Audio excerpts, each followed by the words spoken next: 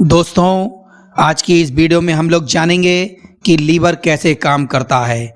तो दोस्तों, लीवर शरीर का वह हिस्सा जो तब तक नहीं मर सकता है जब तक उसके 75% से भी ज़्यादा सेल्स डैमेज ना हो जाएं।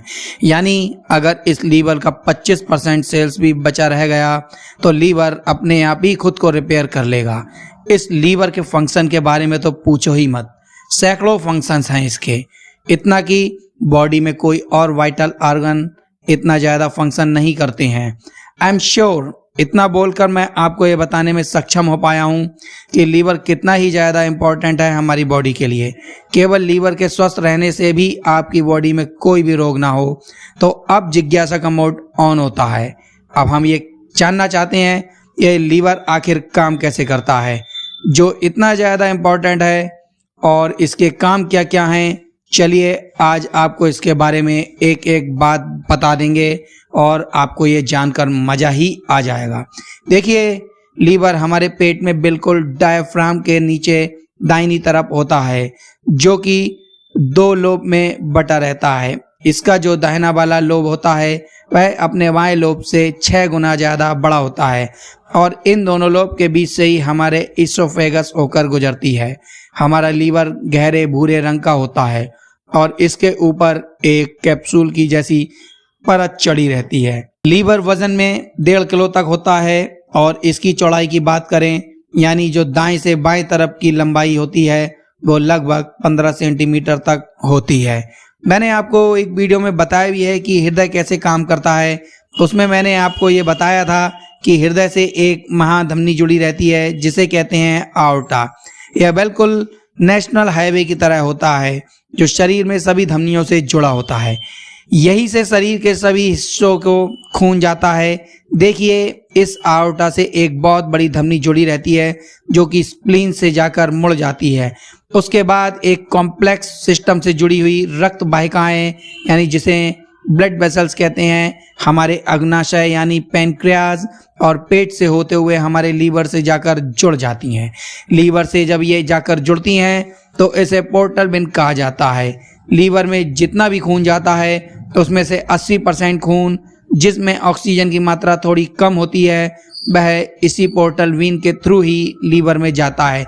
साथ ही साथ क्योंकि ये पेट इंटेस्टाइन और स्प्लीन वगैरह से होकर आती है, इसलिए इसमें बहुत सारे पोषक तत्व जैसे फैट, विटामिन, कार्बोहाइड्रेट, प्रोटीन वगैरह ये सब होते हैं।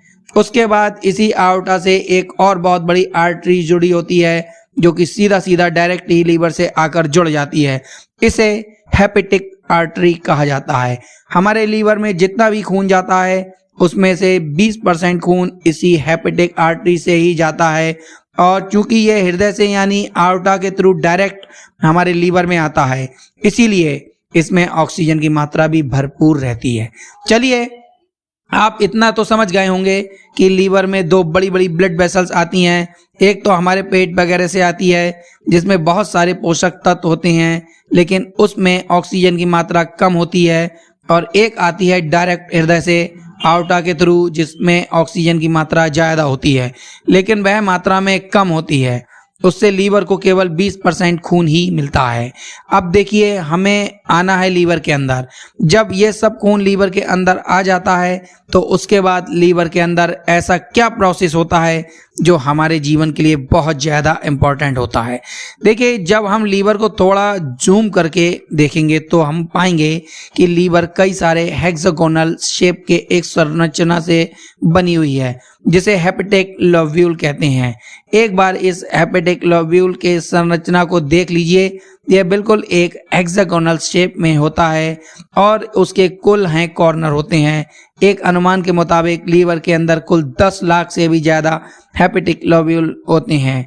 अब देखिए, इन हेपेटिक लोब्यूल के 6 कॉर्नर पर जो 2 मुख्य ब्लड वेसल्स आ रही थी, हेपेटिक आर्टरी और पोर्टल वेन, वहाँ से कुछ ब्लड कैपिलरी इन हर एक हेपेटिक लोब्यूल्स के 6 कॉर्नर पर आकर ब्लड मुहैया करवाती हैं और यहाँ से ब्लड एक नाली नुमा संरचना बना देती हैं और ब्लड यहाँ से बहते हुए हेपेटिक लोब्यूल के बीच में एक सेंट्रल वेन होता है, वहाँ पर जाते हैं। ये जो ब्लड नाली नुमा संरचना से बहकर जाती है तो उसके दोनों तरफ लीवर के सबसे मेन सेल्स हेपेसाइटिस होती है और इसी हेपेटोसाइट्स के पीछे की ओर होता है लीवर का दूसरा सबसे इम्पोर्टेंट सेल कफर सेल, जो रेड ब्लड सेल्स को फैगोसाइट्स करके यानी उन्हें डेड करके वाइल्ड जूस बनाते हैं। दूसरा होता है पर एपेटिक स्टेटलेट सेल जो कि फैट को स्टोर करता है और चौथा सबसे इंपॉर्टेंट होता है साइनसोइडल एपिथेलियल सेल्स जो कि लीवर में ब्लड को डिटॉक्सिफाइंग करने का काम करता है। देखिए, जब भी लीवर के इस हेपेटिक लोब्यूल पर दोनों रक्त वाहिकाओं से ब्लड आता है तो जैसे ही इस नाली जैसी संरचना की तरफ से आता है जिसे साइनसॉइड कहते हैं, वैसे ही लीवर के ये चार मेन सेल्स ब्लड को प्रोसेस करना शुरू कर देते हैं। इसमें होता यह है कि सबसे पहले ब्लड जाता है हेपेसाइटिस की तरफ जहां पर यहाँ पर प्रोटीन का सिंथेसिस होने लगता है। ऐसे सेल्स डेवलप होने लगते हैं जो इम्यूनिटी के लिए बहुत इंपॉर्टेंट हैं और सबसे ज़्यादा इंपॉर्टेंट ये होता है कफर सेल ब्लड में रेड ब्लड सेल्स को फैगोसाइट करके बाइल जूस का निर्माण करने लगता है। वही बाइल जूस जो हमारे भोजन के पाचन में बहुत ज़्यादा इम्पोर्टेंट होता है।